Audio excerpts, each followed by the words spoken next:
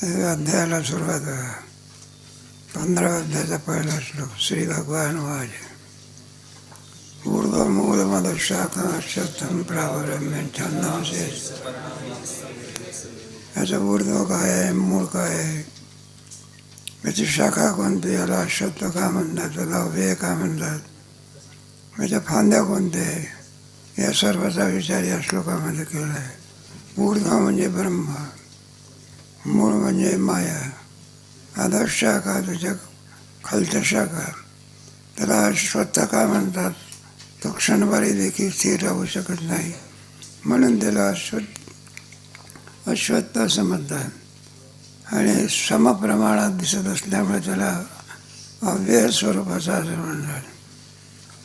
छंदांशी असते वर्णाने, वेदाचे जे छंद आहेत त्याचे पानं आहेत. यस्तम वेद असं वेदविद. जो कोणी या संसाररूपी वृक्षाला यथार्थत्वाने जाणतो त्याला वेदवेत्ता असं म्हणतात. आता एका पदाचं ज्ञानेश्वर महाराज वर्णन करतात. ऊर्ध्व म्हणजे ब्रह्म. मग म्हणे गा धनंजया ते ऊर्ध्वगा तरुयजा, येणे रुकेची का जया ऊर्ध्वता. मग म्हणे गा धनंजया ते ऊर्ध्वगा तरुया. झाड म्हटल्यानंतर त्याला आणि मुळं असतात, वरचा भाग शेंडा असतो, त्याला ऊर्ध्व असं म्हणत असतात. तेव्हा झाड म्हटल्यानंतर त्याला हात पाणी जगतं कसं झाड, ते त्याला मुळं असतात खाली खोदल्यानंतर, आणि त्या मूळ म्हणायचं त्याला. मग मूळ कोण आहे, माया. ऊर्ध्व कोण आहे, ब्रह्म. मग म्हणे गा धनंजय ऊर्ध्वगा तरुया. या संसाररूपी वृक्षाला ऊर्ध्व कोण आहे. येणे रोखेची का जया ऊर्ध्व गवे. त्यामुळे याला आणि ऊर्ध्व असं म्हणत असतात. एक पदाचं वर्णन करून सांगतात. झाड म्हटल्यानंतर शेंडा असतो ना, त्याला ऊर्ध्व असं म्हणायला. वाढत जाऊन शेंड्यापर्यंत जातात, आणि पुढे मग त्याची वाढ काय होत असते, खुंटत असते, वाढतच राहत असतं का. ते एक झाड आहे बा तुमचं, ते अशोक वृक्षाचं झाड. म्हणजे किती वाढलं तरी वाढून त्याची मर्यादा असते. मनुष्य काय किती वाढला तरी काय 10-5 फूट उंच होत असतो का, त्याची मर्यादा राहते. माणसाचं ऊर्ध्व काय, शेंडी घेतात ऊर्ध्व. शेंडी गेली की वाढणं काय झालं. येणे रुखेची का जया ऊर्ध्व का आहे. एरवी अधोर्ध्वमधे नाही जे भेद, आणि अद्वयाची एक नाही.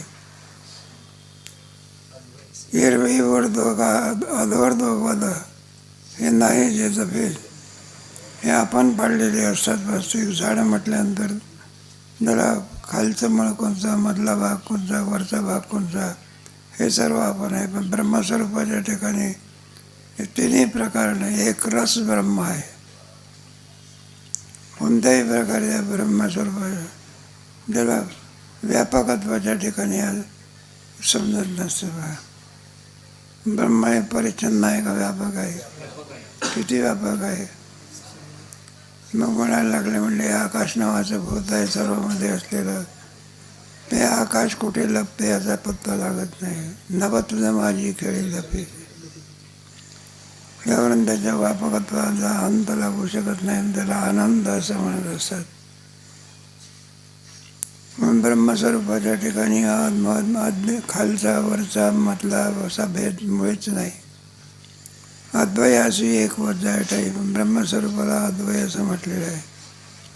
तुकोबारायने सुद्धा याचं वर्णन करते. आनंद पुढे नित्य निरामय जे का अद्वय स्वरूपाचं. ते अद्वय म्हणजे त्याच्याहून भिन्न असं त्याच्या सत्तेतलं काही नाही.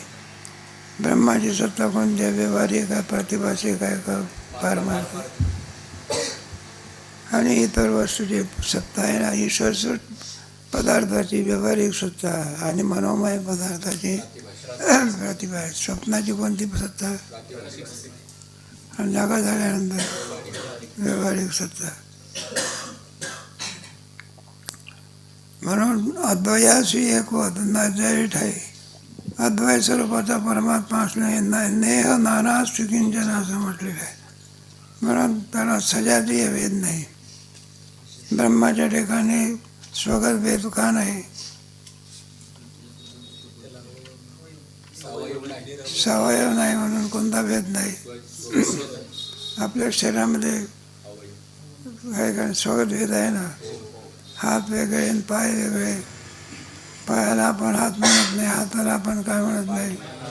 चालायचं झालं तर काय हाताहून चालत असतो का म्हणू शकत? चालण्याकरता देवाने काय दिलेले? पाय दिले. जोडे मारण्याकरता का?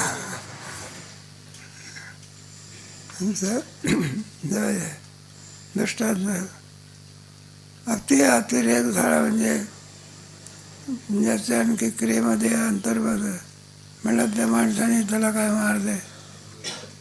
त्या अलीकडे पद्धत निघाली बा काय असं जर राजकारण नाही. एखाद्या माणसाला जर त्यांना पसंत पडलं नाही त्याचा पुतळा उभारतात काय आणि त्याला काठीने मारतात का? बरं 10 जोडे मारायचे आणि एक म्हणायचा. हे तिकडे कुठून पद्धत काढली कोणाचं? चांगल्या चांगल्या माणसाला करतात. हे विकृती आहे ही. काय नाही काय आपल्याच माणसाला आपण त्याचा चित्र काढायचं आणि त्याला काय मारायचे?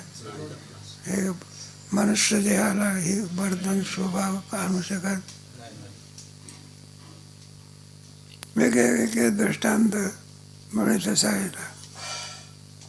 ब्रह्मस्वरूपाचं वर्णन करून जो ऐकतचा नाद असर्व मकरंद अंगातील आनंद सुरते. जो नायकाचा नाद, इतर जे नाद आहे ते आपण ऐकत असतो हे नादच स्वरूप आहे. असरौभ्य मकरंद म्हणायला लागले. आज इतराचा जो गंध आपण घेतो तो इंद्रियाच्या द्वारा हा असा आहे अनायास स्वरूपाचा असल्यामुळे अंगातील आनंद सुरते नव्हे. अंगातील आनंद म्हणजे जो विषयाच्या द्वारा आपण आनंद घेत असतो त्या आनंदाशिवाय हा आनंद स्वरूप आहे. जयाजय हारा पळवते, जयाजय पुढे मागवते. दृष्टेन वेन दृश्य दृश्य. जयाजय हारा अलीकडे आहे किंवा पलीकडे आहे असं काही म्हणताय. व्यापक वस्तूच्या ठिकाणी अलीकडे आणि पलीकडचे दोन्ही भेदबंध निघून जयाजय मागवते. जे माघारी नाही आणि पुढे नाही असल्या प्रकारचं जे तत्व. दृश्येन वेन दृश्य दृश्य. दृश्येन वेन म्हणजे आपण एखाद्याला दृश्य अदृश्य म्हणतो पण त्याच्याकरता अदृश्य म्हणण्याकरता दृश्य असावं लागलं आहे का नाही? वधूच नाही तर वर कोणाला. मग अगोदर काय पाहिजे? मग अगोदर दृश्य मग त्याला काय म्हणायचं? अदृश्य. हे तिथं दोन भेद नाही. मग किंवा स्वरूप आहे अदृश्य स्वरूप आहे. दवी ते पहिरा दावी ते लेखने अदृश्य दर्शन.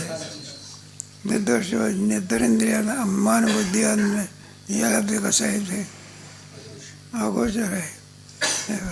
फुल असलं फुल दिसते माणसाला पण फुलामध्ये असलेला मकरंद असतो तो दिसत असतो का? पण तो अदृश्य स्वरूप नाही का? अदृश्य स्वरूपाचा आहे. उपाधीचा हो पसरा खाडीचा हो. उपाधीचा दसरा खाडीचा हो पसरा. नामरूपाचा संसार व्हायचा. उपाधीचा हो दुसरा. त्याच्या ठिकाणी द्वैत कोणामुळे निर्माण झाला असेल त्याला कारण आहे उपाधी. उपाधी काय करते? आपल्याहून परिच्छिन्न असलेल्या पदार्थाला आणि असं द्वैत करून दाखवते. उपाधी म्हणजे उपदिष्टे समपे सती. आपले धर्म दुसऱ्यावरती घालवते त्याला काय म्हणायचं? उपाधी.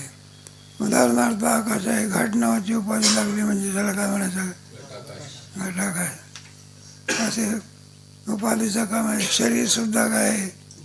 आत्मस्वरूपाच्या ठिकाणी उपाधी आहे. त्या पराने म्हणून सगळे नाही का शरीराच्या धर्माच्या आत्म्याचा आपण काय करतो? लोप करत असतो. हे सगळे शरीराचे तो जायते वर्धते परिणामते अपक्रियते हे सगळे धर्म कोणाचे आहे? मग देवाचे आहे. आणि कोणावर लावतो आपण? आत्म्यावर. ते आत्माच मेला आणि आत्मा दशक्रियेच्या वेळेला याच्या आत्म्याला सद्गती होतो का नरकात पडला होता का सर? आत्म्याला सद्गती नाही आणि कोणती गती नाही. आकाश खाली नाही ना आकाश काय नाही वगैरे.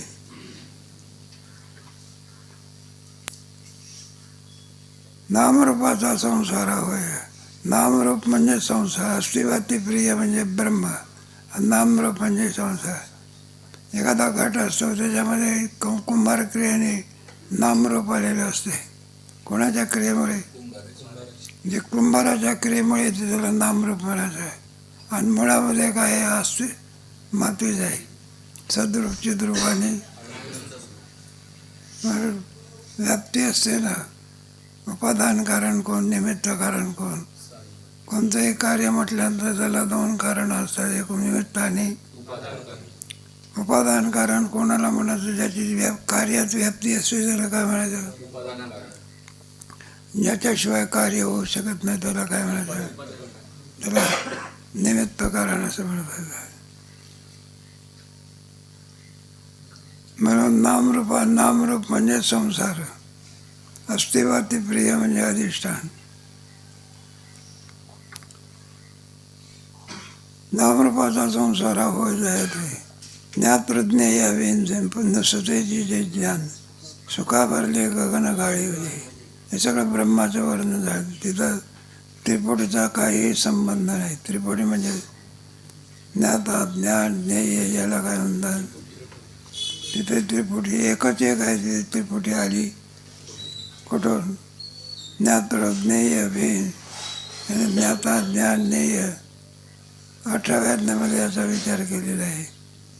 तेव्हा ज्ञाता ज्ञान वगैरे आधी करून उपाधीचे सगळे धर्म आहे. उपाधीचा संबंध ज्या ठिकाणी नाही त्याचा ज्ञेय ज्ञाता वगैरे कोणत्याही प्रकारचा संसर्ग त्या ठिकाणी नाही. नुसते जे ज्ञान केवळ ज्ञान आहे. सुखा भरले गगन गाळी होते. म्हणलं हे कसं आहे? तिथे सूर्याच्या ठिकाणी थोडा तरी अंधकार आहे का? मग सूर्य किम स्वरूप आहे? सर्व प्रकाश स्वरूप आहे. तसं ब्रह्मस्वरूपाच्या ठिकाणी दुःख नावाची वस्तू, हे दुःख जे आहे ना जीवाच्या वाट्याला आलेलं आहे. मग कोणताही असो जीव ज्या याच्यामध्ये मोठ्यातलं मोठं दुःख म्हणजे कोणतं? जन्माचं एक दुःख आणि दुसरं कोणतं एक. आणि मध्यंतरी आहे ना रोगाचं दुःख, कोणी कशाचं. हे झालं शरीराचे दुःख झालं हे सगळं. आणि पुन्हा आणखी त्याच्यामध्ये सूक्ष्मते आहे. काम क्रोध वगैरे आधी करून हे कोणाचं दुःख आहे काय? गोष्ट बिष्ट आपण सांगतो ना. एक मनुष्य आपलं पोट दुखत होतं म्हणून गेला डॉक्टरकडे. म्हणलं डॉक्टर पोट दुखत असते. डॉक्टरने तपासलं. म्हणलं तुमचा तो कोणता काही आजार दिसत नाही, पोट दुखते म्हणतात. म्हणलं मुळीच नाही किंवा पण दुखते याची. पुन्हा डॉक्टर तपासायचं बघा. पुन्हा आतमध्ये या बाहेर या. बघा सरळ बसा पालते पडा. डॉक्टर पुन्हा सांगायचं तुम्हाला कोणताही काय नाही, आपण दुखते याचं. म्हणलं दुखतं. मग तो म्हणलं सांगू का? म्हणलं केव्हापासून दुखते ते? म्हणलं आमची हे सगळी आणखी इमारतीची लाईन आहे. याच्यामध्ये एका माणसाचा थोडा अर्धा गुंठा काय होता जागा होती. त्याला सांगत होतो काही देऊन टाक म्हणजे सरळ आमचं सगळं. मला न देण्याच्या ऐवजी दुसऱ्याला विकून टाकलं मला. आणि दुसऱ्याला विकलं तेव्हापासून मला पोट दुखायला. माझं हे कोणतं दुःख आहे? मानसिक दुःख. कोणतं दुःख? मनासारखं झालं नाही म्हणजे जो राग येत असलेला कोणतं दुःख म्हणायचं? हे सूक्ष्म देहाचं दुःख आहे. आणि काही न कळणं हे कोणत्या देहाचं दुःख आहे? कारण देहाचं दुःख आहे. असे त्रिविध दुःख तुमच्या आमच्या पाठीला गेलेले आहे. मग सुखा भरले ब्रह्मस्वरूपाच्या ठिकाणी कोणत्याही प्रकारे आणखी दुःखाचा लवलेश नाही. सुखा भरले गगन गाळी होते. आहे का? कोणाच्या पालव्यात पण गाळून घेतलेलं आहे. मग आकाशाच्या गगन गाळी. मग ज्ञानेश्वर महाराजाचा बघाय ना त्याच्यामध्ये आता आठवत नाही. तैसा जाणा सर्वेश्वर म्हणून ऐसा तुरू याच्या स्वरूपाचा निर्धारू काय नंतर आठवत नाही जाऊया. सुमनाचा परिमळ गुंफिता नाही तैसा जाणा सर्वे.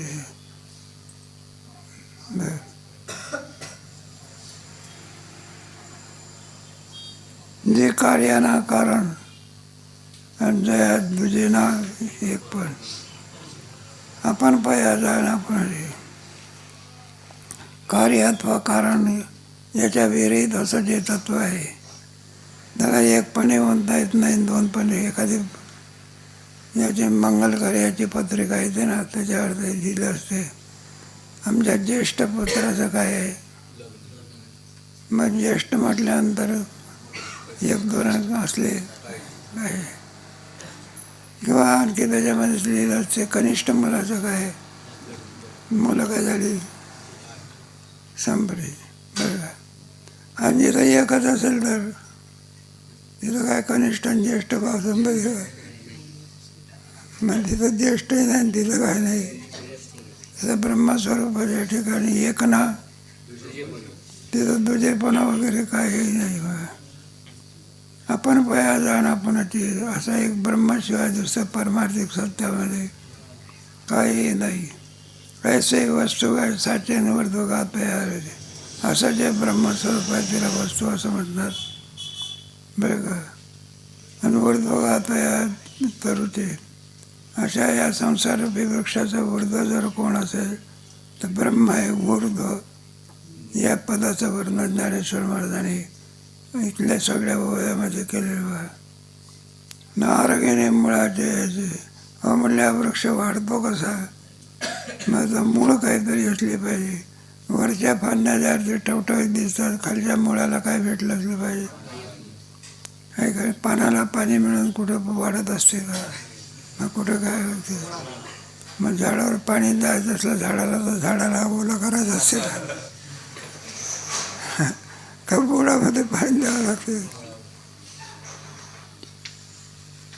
माया अशी ख्याती न आता कोणाचं वर्णन आता मूळ या पदाचं वर्णन आहे. ऊर्ध्व या पदाचं वर्णन संपलं. आता कोणत्या पदाचं वर्णन. मूळ कोण आहे मग माया.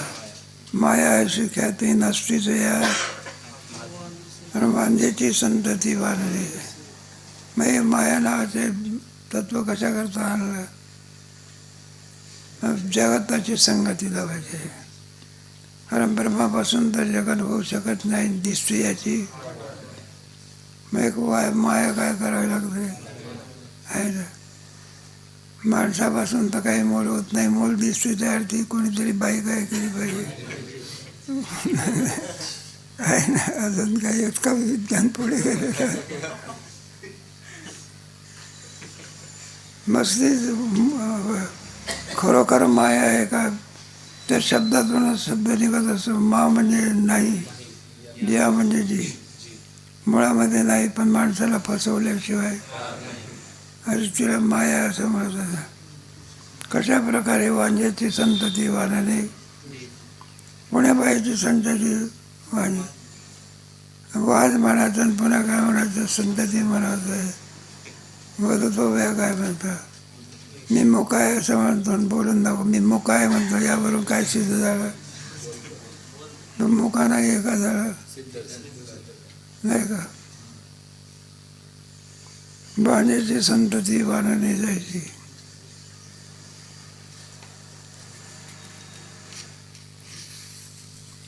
तशी सतना असत होय विचाराचे नाम नसाय आणि ऐशिया परिचय आहे. मग तिला सतही म्हणता येत नाही असतही म्हणता येत नाही. विचाराचे नाम नसाय.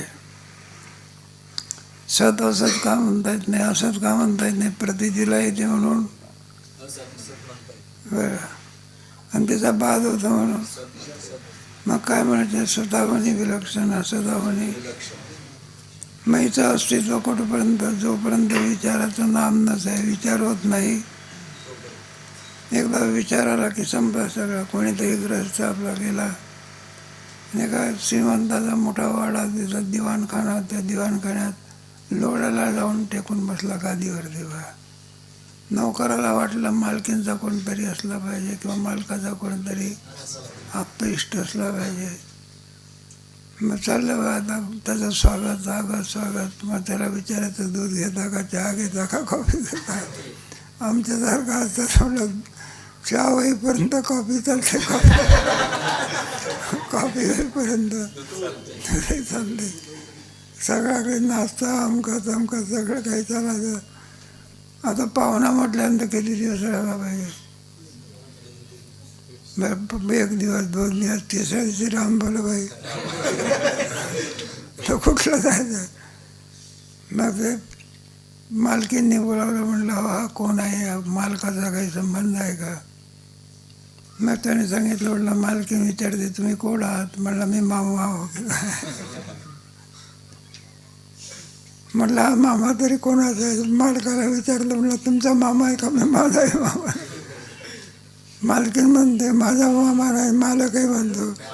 मग मामा आहे तरी. मग त्याला विचारलं. म्हटलं तुम्ही कोणाचे मामा आहात. म्हटलं सांगतो की. मग त्याने आपली सुटकेस वगैरे भरली आणि दाराच्या बाहेर आला आणि सांगितलं. म्हणलं गाव मामा. गावातले लोक काय म्हणतात त्याप्रमाणे तिचा काही संबंध सांगता येत. विचाराचे नामच आहे. कुठपर्यंत होतं. जोपर्यंत कळालं नाही तोपर्यंत स्वागत होतं. एकदा कळाल्यानंतर उठून पडाला. अशा प्रकारची ही माया आहे. तिला अनादी असं म्हणतात. तिचा प्रारंभ सांगता येत. नाना तत्वाचे मानव जगतब्रह्माचे आकाश तत्वाचे दुसगडी केले. नाना तत्वाचे मानस, सगळे तत्व या मायेचे ठिकाण. मानस म्हणजे राहण्याचं ठिकाण. जगतब्रह्माचे आकाश. तेव्हा जगतरूपी जगत सत्य नसून जगत वेदांत शास्त्रामध्ये सत्य आहे, जगत का मिथ्या आहे. ते पंचदशी ग्रंथामध्ये ख्याती प्रकरण आणि संसाराचं मिथ्यात्व दाखवलेलं आहे. पण त्याला भ्रम असं म्हणत असतं. नसून जो पदार्थ भासत असतो त्याला काय म्हणायचं.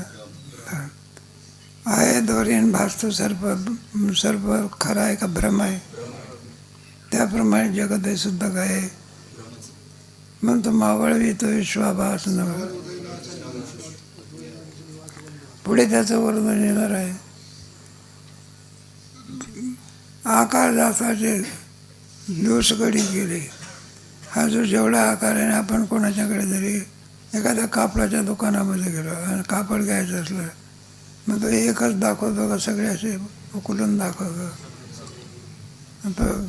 विकत घेणार आहे म्हणजे फार चाणाक्ष घ्यायचं नाही. पण विनाकारण आपल्याला त्याला फजितीमध्ये पाडायचं. म्हटलं हे पसंत नाही, ते पसंत नाही, ते पसंत नाही. म्हटलं मग तुम्हाला पसंत कोणतं आहे. मग म्हणतो पाकिट आणलं पण त्याच्यात पैसेच नाही. त्याला म्हणायचं पुन्हा विचार आपल्या घड्या करतो तुला काय करतो ठेवून देत असं. त्याला म्हणायचं आकार जाताचे दोष घडी केले. जे भवद्रुम बीजिका हा संसार रूपीचा मुळामध्ये बीज कोण आहे किंवा आहे. त्याला मूल असं म्हणतात. ऊर्ध्व म्हणजे आणि मूल म्हणजे नाता. ऊर्ध्व मूल आणि त्याच्या पुढेचा शाखा. ऊर्ध्व मूल अदल ऊर्ध्व शाखा पुढे खालच्या शाखा. द्रुम भूजिका अशी आहे. आणि प्रपंच चित्रभूमिका प्रपंच चित्रभूमिका. हे जे चित्र दिसतं हे कोणावर दिसतं नाही का. आपण सिनेमा बघायला जातो तर पडदा असतो ना अगोदर. पडदाच नाही तर सिनेमा दिसेल. म्हणजे बीज स्वरूपाची कोण आहे. विपरीत ज्ञान दीपिका चालली. विपरीत ज्ञान म्हणजे जे खरं नसून देहाधिकाना मी माझ्या समजणे कोणतं ज्ञान आहे. ब्रह्मस्वरूपण समज तुझे कोणतं ज्ञान आहे. आहे दोरीन समजतो मुकुंद ज्ञान.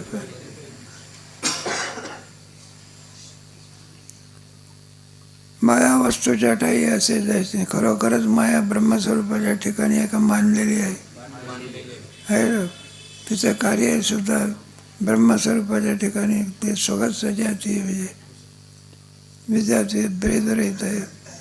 तिथे कोणताही संबंध नाही. इतकं शुद्ध असं ब्रह्मस्वरूप आहे.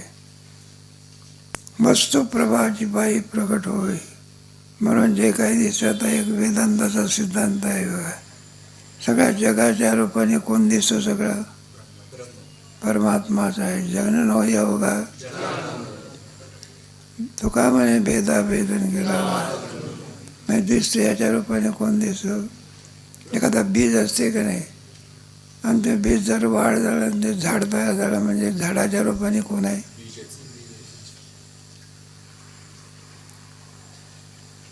जेव्हा आपण पयाले नेद करी आपण पेजवी मुग्ध का काजळी आणि मंद प्रभारी. जेव्हा आपण पयाली नेद आणि करी आपण पेजवी, आपल्याला झोप आली आणि करी आपण पेज, सगळे इंद्रियांचे व्यवहार काय होऊन जातात. जोपर्यंत हुंकार देत असेल तोपर्यंत त्याला झोप लागलेली, आणि एखादा हुंकार देणं बंद पडला म्हणजे त्याला काय लागले नाही का. येत नाही का भगवान श्रीरामचंद्र प्रभू काय पार्वतीची गोष्ट सांगतात ना. तिने विचारलं तर म्हणलं आम्हाला ज्ञान सांगा, किंवा भगवान शंकर ज्ञान सांगू लागले. आणि ते ज्ञान सांगत असतं काही कालपर्यंत हुंकार असायचा कोणाचा पार्वतीचा, आणि पुढे हुंकार देणं काय पडलं. मग तिचं मासुळीच्या रूपाने मच्छिंद्र नाद होते का. म्हणलं एवढं मोठं ज्ञान पुन्हा मिळणार आहे का. म्हणून मच्छिंद्राने हुंकार देणं काय केलं, आणि ते ज्ञान कोणाला प्राप्त झालं. मग मच्छिंद्रनाथापासून गोरक्षनाथ, गोरक्षनाथापासून गैनीनाथ, गैनीनाथापासून निवृत्तीनाथ, नाथ संप्रदाय नाही का. त्याचे ज्ञान मच्छिंद्राला आहे. मच्छिंद्राने जे गोरक्षाची गोरक्षोला गहिनी प्रसादी ज्ञानदेवासार ज्ञानेश्वर महाराज, ज्ञानेश्वर महाराजापासून जोग महाराज, जोग महाराजापासून इवल्याचे रूप, त्याचा आधार 400 पोराला ज्ञान आहे.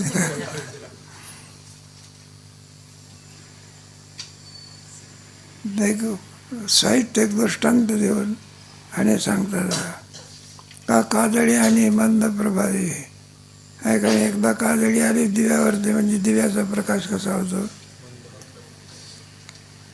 स्वप्नी प्रिया पुढे तरुणांगी निदिली जीवनी वेगी आणि आलेंगे विन आलेंगे.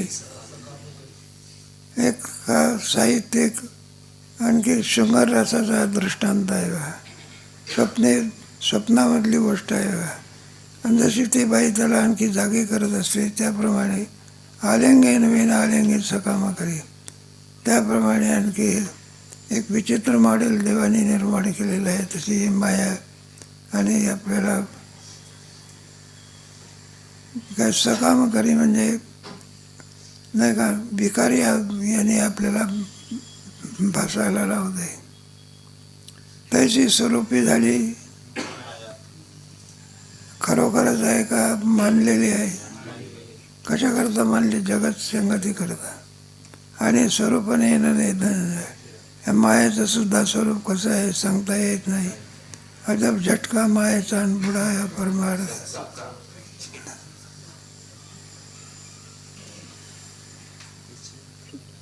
आणि स्वरूप लेणारे धनंजया आणि तेच आरोये तरुये या मूळ पडे म्हणून ऊर्ध्व आहे ब्रह्म. मूळ कोण आहे?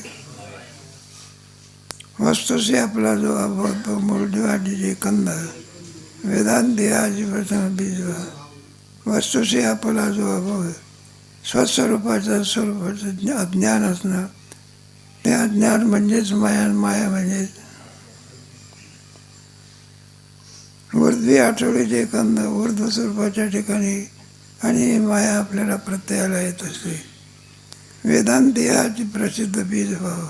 वेदांत शास्त्रामध्ये या संसार वृक्षाचं बीज कोण आहे असं म्हटल्यानंतर माया हेच आहे. कारण शुद्ध ब्रह्मापासून जगत निर्माण होऊ शकत होते का? शुद्ध ब्रह्म आहे ना, आणि त्याच्यापासून जगत कसं निर्माण होऊ शकेल? नाही का? तुम्ही आपण बाया मटके अंकुर करतात ना, टाकतात ना, त्याच्यामध्ये एखादा खडा जातो, काय जातो, मग त्या मटकीच्या दाण्याला काय पडते? ते पाणी कसं शिरते कोणाच पाहिजे, अंकुर कसा पडते कोणाच पाहिजे. सकाळच्या वेळेस दिसलं त्याला काय पडतं? मग तिथं वाळूचा कणही आहे, ते कण जसाच्या त्याच्यात आहे का काय कोणताही विकार आहे का?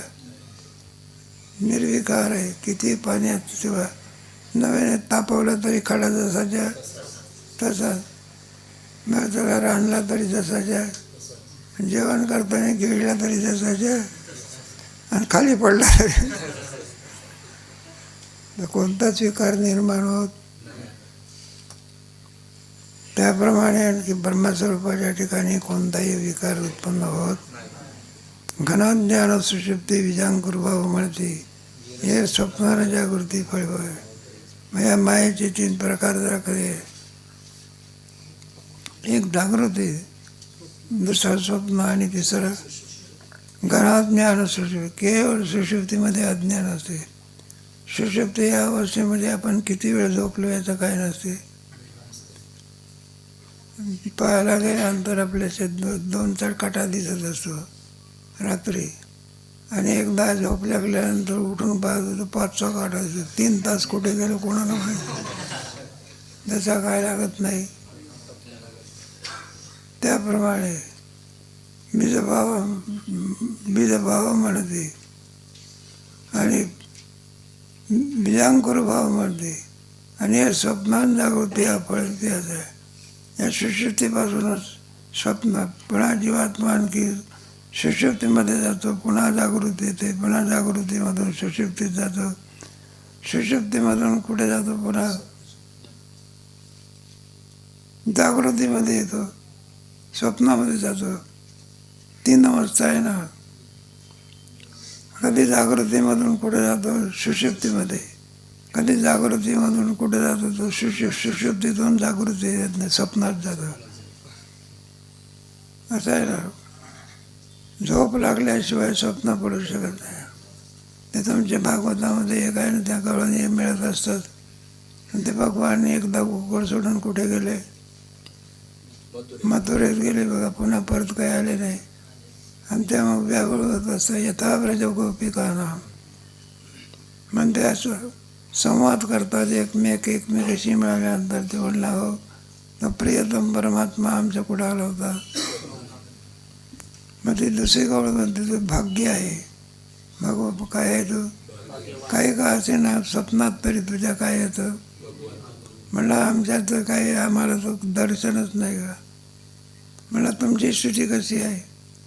म्हणलं ज्या अर्थी तुमच्या स्वप्नात येतो त्या अर्थी तुम्हाला बरं का स्वप्नात येतो. स्वप्न पडेपर्यंत तरी झोप लागली असली, वेळा झोप लागल्याशिवाय स्वप्न पडू शकत. म्हणजे स्वप्न पडण्या इतकी का होईना पण काय लागते. मला आमची स्थिती कशी आली, म्हटलं हे झोपच लागत नाही, काय लागत नाही, मग स्वप्न पडण्याचं काय नाही. याम पश्यन्ति प्रेम स्वप्ने धन्यास्ता सखी होशिता, असं वर्णन आहे. भाग्यवान आहे. म्हणून आहे ना, स्वप्न पडण्याकरता अगोदर काय लागली पाहिजे, आणि मग पुढे कधी कधी स्वप्नातून जागृतीमध्ये येतो, कधी कधी स्वप्नातून जागृती झालं तर स्वप्नातलं आठवते, आणि स्वप्नातून झोपेत गेला तर स्वप्न आठवत. हा फळभाव त्याचा स्वप्न जागृती हा फळभाव तेच आहे. म्हणून स्वप्न आणि जागृती या 2 अवस्था कोणाच्या आहे? या मायेच्या आहे. त्याला फलस्वरूप असं म्हणत असतात. ऐशी या वेदांती निरूपण भाषा. तेव्हा वेदांतामध्ये त्याचं असं या मायेचं काय केलेलं आहे बघ, वर्णन केलेलं आहे. परी असो हे प्रस्तुती अज्ञान. याला मूळ जर काही नसेल तर ऊर्ध्व ब्रह्म, आणि मूळ कोण आहे मग माया. त्यालाच माया विद्या प्रकृती प्रधान अशी काय आहे. मला असू द्या, या सर्व संसाररूपी वृक्षाला कोण कारणीभूत आहे? मग माया. पर्याय असो प्रस्तुती अज्ञान मूळ. ऊर्ध्व आत्मा निर्मळे अधोर्ध सुखी बळे. बळ्या बांधुणे आळे माया योगाचे. ऊर्ध्व आत्मा निर्मळे. ऊर्ध्व कोण आहे? आत्मा. किं स्वरूपातच जय जय देव निर्मल. तिथे स्वगत जातीय विजातीय कोणत्याही प्रकारे काही नाही, भेद नाही. ऊर्ध्व आत्मा निर्मळे अधोर्ध सुटी निर्मळे. त्याच्यामुळे आणखी वरचा भाग खालचा भाग उपाधीमध्ये होत असतो. एखादी उपाधी असते ना, त्या उपाधीमध्ये एखादा डॉक्टर असला, काही नाही, एकच खोली असते, पडदे असतात. माणसं पडद्याच्या बाहेर बसत असतात आणि ज्याचा नंबर लागला त्याला म्हणत असतं, हो इकडे या. खरोखर इकडे पडदा बाजूला गेला की मग खाली वर वगैरे भाग कोणामुळे झाला? आतला आणि बाहेरचा. पडदा बाजूला गेला तर आतलाही नाही काय नाही. त्याप्रमाणे ब्रह्मस्वरूपाच्या ठिकाणी ऊर्ध्वन मूलन वगैरे हे उपाधीचे धर्म आहे. वस्तुतः ब्रह्मस्वरूपाच्या ठिकाणी खाली वर हवा, आकाश खाली वर आहे असं म्हणता येतं का? सर्व व्यापक कोण आहे? बळ्या बांधून आळे माया योगाचे. आणखी भरपूर वर्णन ज्ञानेश्वर महाराजांनी या श्लोकाचं केलेलं आहे. ऊर्ध्व म्हणजे काय, मूळ म्हणजे काय, ऊर्ध्व मूल अधशाख अश्वत्थम, त्याला अश्वत्थ का म्हणतात? छन्नवंशी अस्य पर्णानी. अधिक राहिलेला विचार कधी करू.